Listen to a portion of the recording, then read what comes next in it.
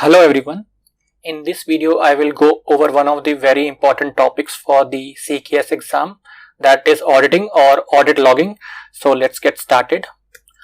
So for auditing we have to just be aware of two facts.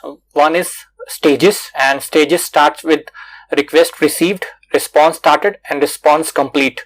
So as you know, Kubernetes runs on an API server, right? Kube-API server. So everything that comes is either it's through request response. So first stage will be something like request received, and then the response, the Kube-API server will start the response and the response complete. And there is a fourth stage which is panic, which is slightly different if there is a serious issue or some kind of error.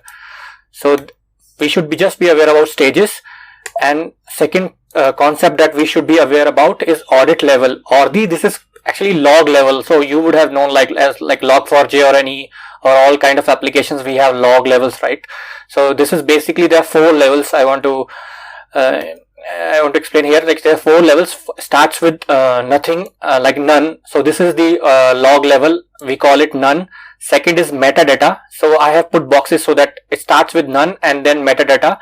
So the bigger boxes encompasses everything which is inside the smaller boxes. So second level is metadata, which will request all metadata, that is requesting user, timestamp, resource, verb, etc., but nothing related to request or response body. So only metadata of request will be available. And third one is this one, request, which will be metadata plus log event, metadata plus request body, but no response. So only request body will be. So if you just imagine like a web server, HTTP web server, so HTTP header like request body. So this is the same thing, request body. And the final level is request response, which is the level 4, and that will be everything in request plus response bodies, whatever is there in the response body. And just this does not apply for non-resource request. Okay. So moving on, so we just have to like as I mentioned there, that only two main concept stages, which is less relevant, but audit level. And herein I have so for to enable auditing, first we have to create a audit YAML file. So you can call the YAML file whatever you feel like. So I'm just creating a YAML file, and it's available at this location. And this YAML contains the policies, audit policies. So as I mentioned, there was one stage, omit stage. So this stage will be omitted. So don't generate audit events for all requests in request received stage. So I'm omitting this stage. And then comes the more important part, rules. So rules is like array. So I have put as many rules as possible for your reference. So let's say there is a one rule called request response. So as I mentioned, request response is level 4, right? And this one is saying log request and response bodies for all changes to namespaces. So it looks something like this, and there will be resources and group. So I just put one comment saying that if it is empty, it means core group. So like pods, services, deployment, they belong to core group. Same thing, for example, this is a second rule. So this one is saying for all changes to pods and services in the web namespace. So you can mention the namespace as well. And this is saying pods and services, and the log level is request. So it is level 3, right? And same it goes on, like log metadata for all changes to secrets. So this is level 2 metadata, as I mentioned. None level 1, metadata level 2, request level 3, request response level 4, which is everything. So this is for metadata. For secrets, just metadata, because secret is bit sensitive, right? So that's why we are just saying don't log request and response. And same thing, something like request response for config maps. So these are some of the rules, and I have put some more rules for your reference. You can take a look. So these are something like none for system, kube, proxy, endpoints and services. You can take a look. These slides will be available. And none for system authenticated for these non-resource URLs. One thing here is like this part. Maybe this part is important. Request response, which is level 4 for all system nodes. So everything related to nodes activity. So this is slightly, it comes under user groups. So this is slightly different. You will see this is resources, right? So just pay attention to this part. and there's one last request. Level is request, and this is for persistent volumes, and namespace is front end. So these are all the things. So what I will do,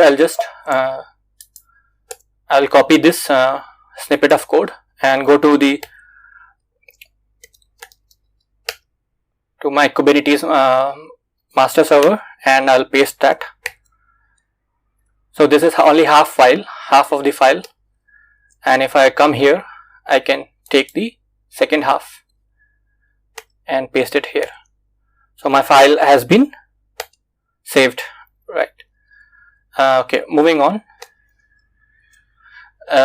Next, second change which we have to do is in the Kube-API server. So there's just remember there are like 3 changes which you have to do in Kube-API server. One is like you have to enable the auditing. So this is the auditing part. I have put the comments like audit policy file which we have created YAML file, audit log location, and the max age. So this is saying 15 days. Keep maximum age of the log files 15 days.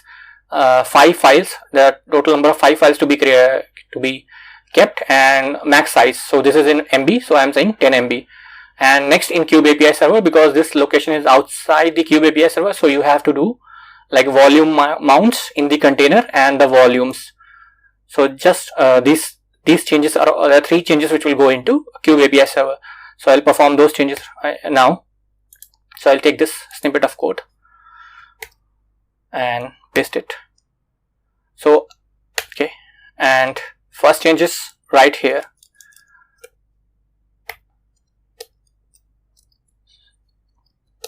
So this is the audit policy file. I'll just copy the snippet of code, paste it here, and next one is volume mount. So I'll just search volume mounts. So I'll take volume mounts,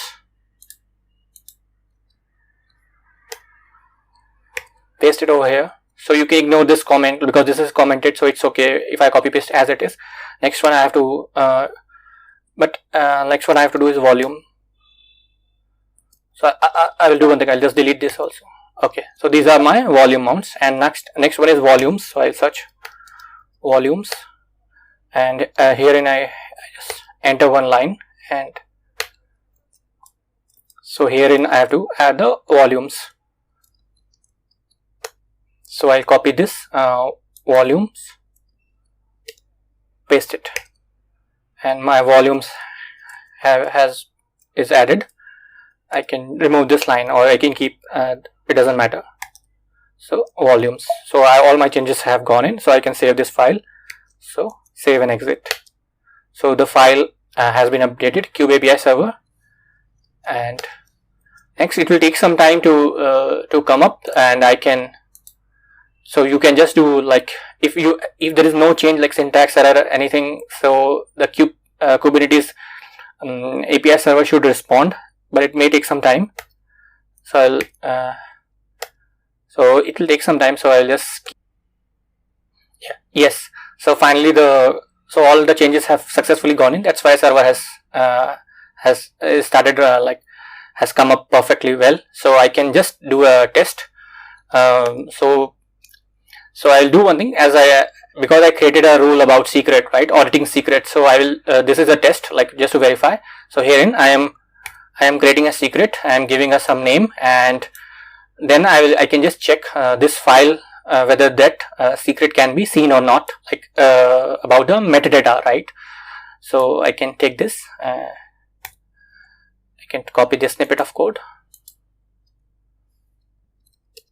paste it over here.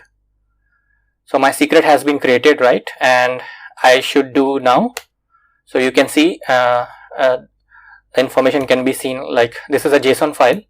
So this can be metadata about that somebody has created a secret can be seen. So it is working as expected, and I can just if you are interested, this is just an optional thing, because it's a JSON, you can just pipe it to JQ and you can see more information. So you can see the information about metadata about that secret. So yeah, that's all I wanted to cover for auditing. Thanks for watching. Bye.